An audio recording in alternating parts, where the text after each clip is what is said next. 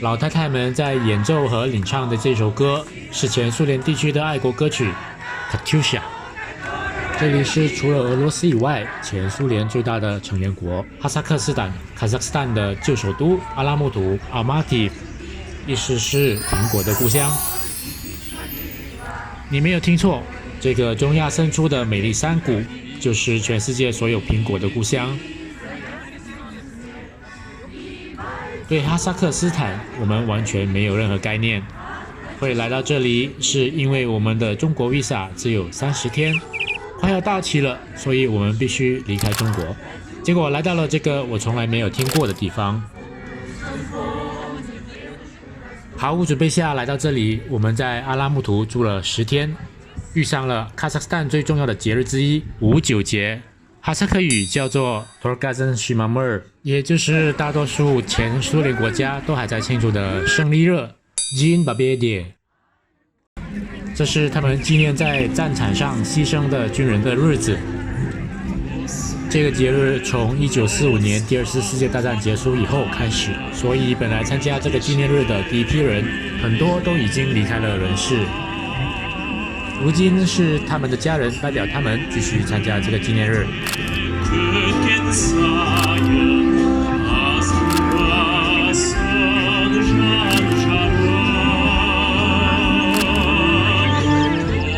节日期间，很多外地人会来阿拉木图，所以客房也少，因此中间换了4次住的地方。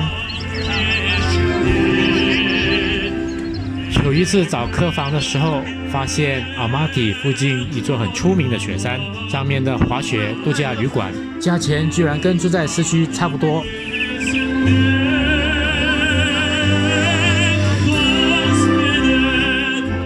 在语言完全不通的情况下，我们用 Uber 找司机把我们载到了大雪山青波老的山脚，然后再坐缆车上去住了个3天2夜。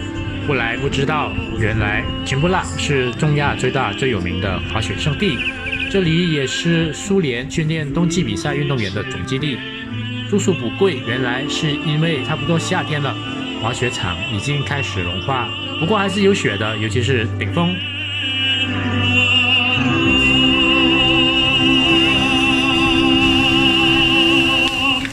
顶峰超级美，还可以看到阿马蒂。不过我们才刚上去不到10分钟，工作人员突然很紧张的把所有人都赶了下山，然后关掉了上山的缆车。过了大概1个小时之后，上顶峰的缆车又启动了。本来我们的票用过1次，其实不可以再上去，但是缆车站没有人管，我们就自己厚着脸皮自己坐上去，尽情拍摄像这样难得的画面。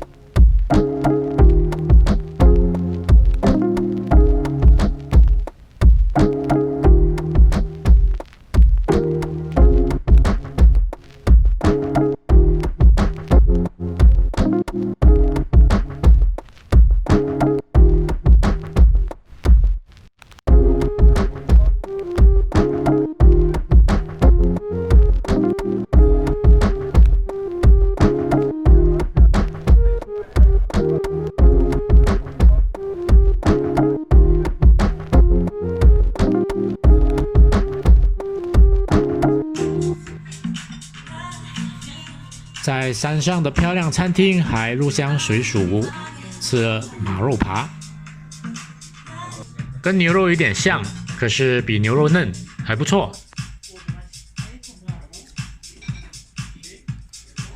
山上下来以后，我们换别的民宿，住楼上的年轻夫妇主动跟我们打招呼，听到我们来自马来西亚，那位年轻的太太很高兴，用马来西亚腔英语跟我们交谈。原来小两口子是在马来西亚的科技大学 APU 上学的，在吉隆坡适当住了3-4年，几乎不想回来啦，因为阿拉木图太冷了。想不到，虽然马来西亚人一般都不知道阿拉木图，但是在阿拉木图，大家对马来西亚不会陌生。高中毕业的年轻人不少会到吉隆坡留学，在大巴萨里面卖肉的大叔亲切地问我们来自哪里。我讲 Malaysia， 他说啊，Kuala Lumpur， 然后点头微笑，举起大拇指，这真的让我很意外。想不到在中亚深处这个被大雪山环绕的美丽城市，居然有人知道我们的国家和首都，让我之前的陌生和犹豫一扫而空，所以超级推荐大家来这里。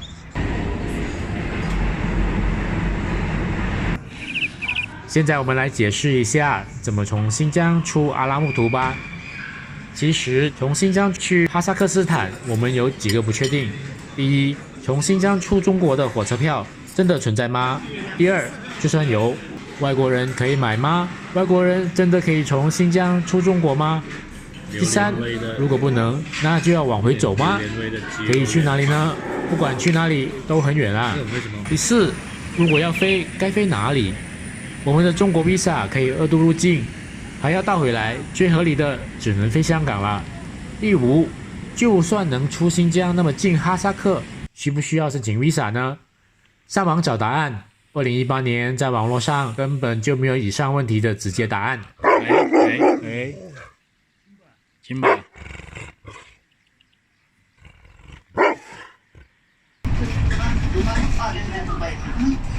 所以到乌鲁木齐之后的第2个早上，我们就去火车站问清楚咯。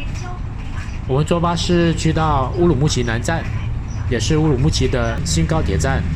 我们先在普通的售票柜台排队，轮到我们的时候，我们告诉柜台的小姐姐讲：“你好，请问我们要买从霍尔果斯出到阿拉木图的车票，用马来西亚护照可以买吗？”问的时候还特别担心，这会是一个特别麻烦的问题。没想到小姐姐反而好像很高兴，告诉我们可以的，没有问题，你稍等一下。这一刻，刚刚讲的那什么鬼5个不确定，慢秒就不懂去了哪里。小姐姐这时候先请后面的同事过来替她继续处理这个窗口的其他客人，接着她把我们带到另一边的12号窗口。只见他忙碌地跑来跑去，先去找上级拿钥匙，打开了一个抽屉，然后取出几套车票，再取出一本手册，仔细的一边参考手册的指示，一边填车票。每填一项就核查手册一次，就像一个在熟练的做着课堂习题的学生一样，一项一项的把车票填好。忙了大概10分钟，小姐姐好像满意的完成了课堂作业一样，很愉快的告诉我们：“哎，好嘞。”然后把票交给我们，还大方的让我们拍下她的照片留念。只可惜柜台玻璃的反射，搞到根本就拍不到这位美丽的小姐姐，真的很可惜。然后她也顺便替我们办好去新疆边境城市霍尔果斯的车票，班次是 Y951。接下来这一张就是刚刚小姐姐给我们人手填写的车票啦。这张车票不便宜，每张人民币251块钱，上面分别有中文、俄文还有德文，班次是 K9795。原来国际车票是用瑞士法郎来结算的哦。所以2018年马来西亚人买火车票从新疆出境，流程就是这么简单，只需要出示 passport， 不需要其他证件。从乌鲁木齐到霍尔果斯的票是人民币263元，从霍尔果斯到阿拉木图的软卧票是人民币251元，加在一起一共是人民币514元，这是2018年的价钱。在网络还找到的资料也有乌鲁木齐直接到阿拉木图的软卧票，班次也叫做 K9795， 但是票价是人民币1041块钱，价格相差1倍哦，所以强烈不建议购买。应该像我们一样，先买霍尔果斯的票，再买到阿拉木图的票。我们也查到，从乌鲁木齐其实也可以直接坐巴士到阿拉木图。你可以从乌鲁木齐汽车客运站买票上车，坐到阿拉木图的 Siran 汽车客运站，票价是500块钱人民币或美金70块钱，或者你也可以从霍尔果斯汽车站买票坐巴士越过中哈边界，去到最靠近的哈萨克城市 Zakent。我有去霍尔果斯巴士站问过这一张车票，没记错应该是70到80块钱人民币，但是我不确定。然后从 Zaken 再去到 Almaty， 我查到的是2000 tenge， 也就是美金5块钱。一般西方的背包客会用这个方法，因为最省钱。几天后离开乌鲁木齐，我们坐上 Y951 列车，出发前往边境城市霍尔果斯。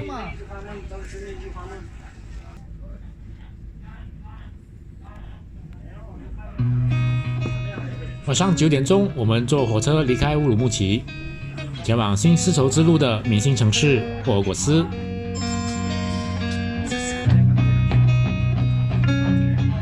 虽然时间是晚上9点，不过天色还是亮的。这一趟旅途从上海到乌鲁木齐都是坐高铁，这是我们第一次在中国坐普通的慢火车，所以特别觉得好奇。我们买的票是软卧票，一个房间4张床，就像这样，上下都有床，左右各2张。一般10几个小时的旅途都是坐这种，像这样的软卧，应该就是普通火车里面比较中上的座位了。再便宜一个等级叫做硬卧，一整个车厢不做隔间，上下3张床。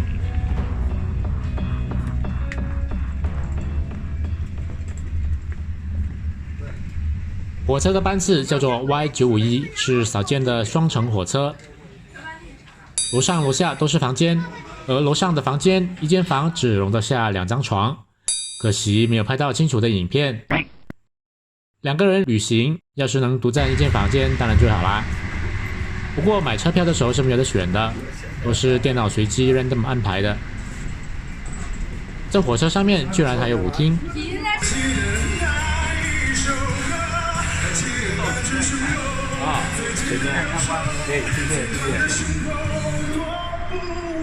火车上面有舞厅这种概念，我想都没有想过。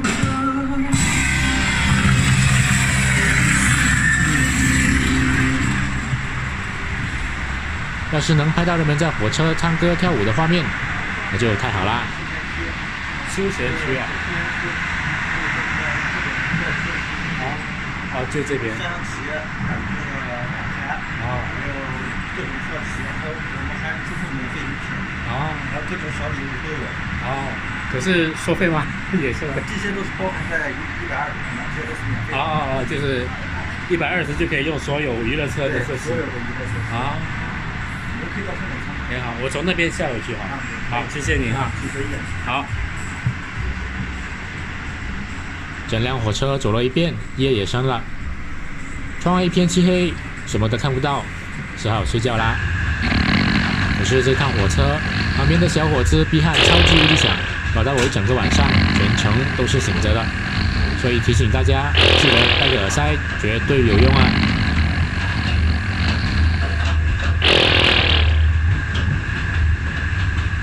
隔天早上8点清晨10分，到了霍尔果斯。一下火车，我们就一直忙着拍照。因为习惯了每到一个站都是这样到处拍，更何况这里是中亚深处的边境小城，所以直到发现四处怎么都没人啦，才赶紧出到站外。这才知道原来火车站职员们都站在大闸前，而且大闸都关上了。原来这里跟其他地方的火车站不一样，一整个早上就只有我们这一列 Y951 会到。火车到了，乘客走了，火车站职员当然就得下班回家啦。看到人家都在等，我们的压力就来了，匆匆忙忙要拍车站正面的照片，没想到车站职员说：“没关系，没关系，不忙，慢慢来，慢慢来，拍好些。”还有一位先生跑上前来替我们抓相机，这才有了这几张难得的合照。霍尔果斯 Kogos 本来是一个典型的边疆地区，在一带一路发展机遇以前，这里除了当地牧民，就只有兵团。也就是中国传统的屯田制，兵团守边界，没事就种田，有事拿起枪就是兵。兵团的人退休了，每个月还有几千块钱的退休金。这个边境从古代开始就是一个贸易通道，在蒙古语里面 Kogos 的意思是骆驼经过的地方，在哈萨克语里面 Kogos 也有积累财富的地方的意思。2017年因为中国的一带一路，计划把中亚各国，尤其是哈萨克斯坦，通过新疆内陆地区西安接上中国的铁路网，把中亚地区通往中国东部海港的铁路进行大规模升级，提高运力。那么哈萨克斯坦和中亚5国要进出口的货物就有了一个新的铁路通道，因此中国把这个概念也叫做新丝绸之路，而霍尔果斯就是新丝绸之路的重点城市。因此这个默默无闻的边界小乡镇突然被世界主流经济媒体报道，因为霍尔果斯有可能成为第2个深圳。为了鼓励企业来这里发展，凡是在霍尔果斯注册的企业都可以获得税务减免。而在中国和哈萨克斯坦的边界线上面还建有一个特大的免税区，我本来也不知道免税区在哪里，在边境区找来找去都找不到，只看到一些冷清清破破的老商场。我本来还以为这个就是霍尔果斯免税区，生意很糟糕啊。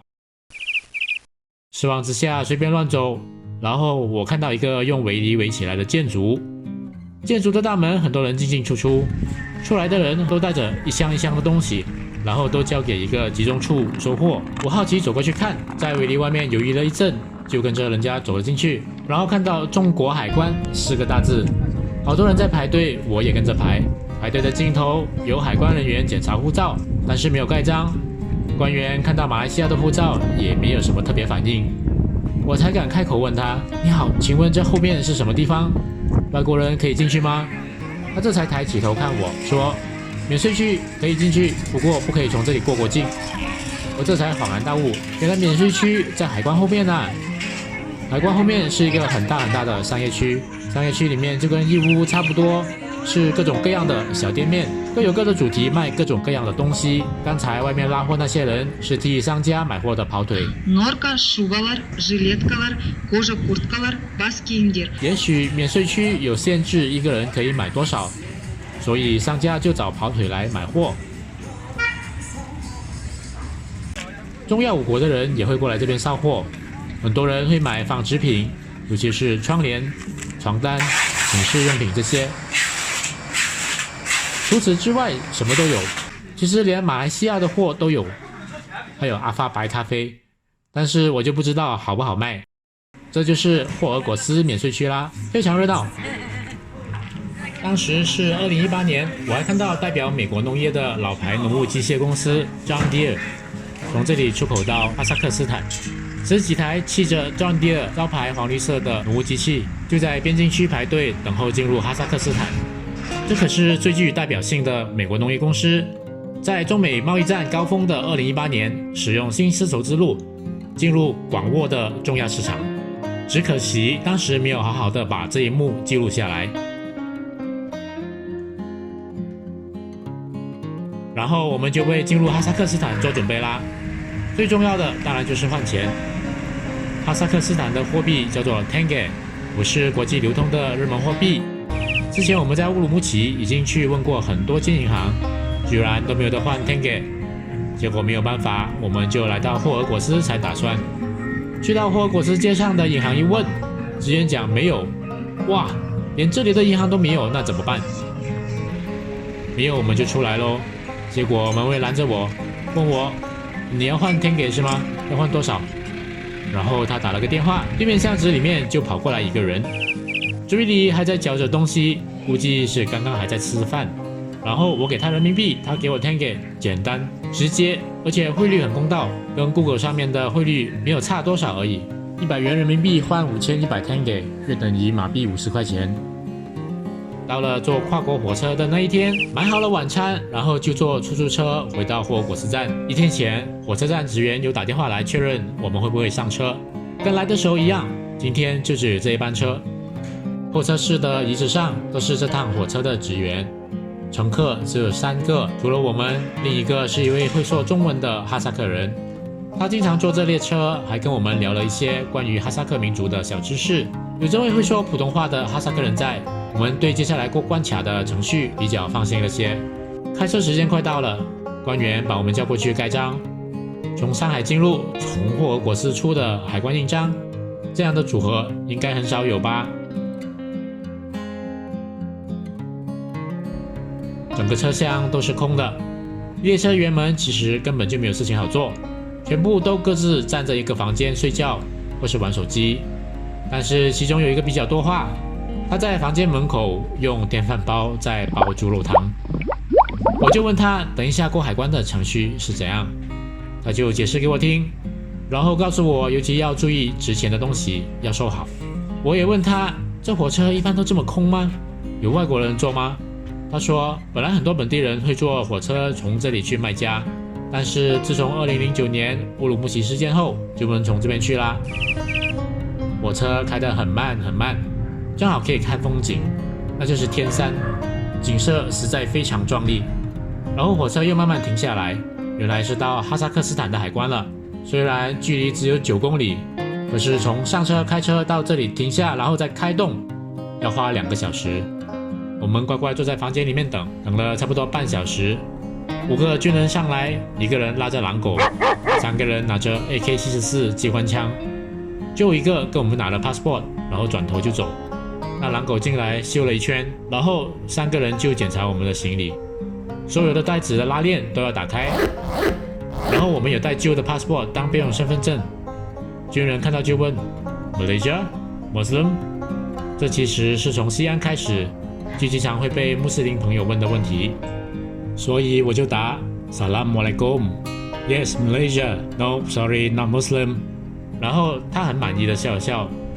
他们检查了很久，毕竟整辆车才只有3个人给他们检查，一整天的任务就只有这个，做久一点消磨时间，人之常情啊。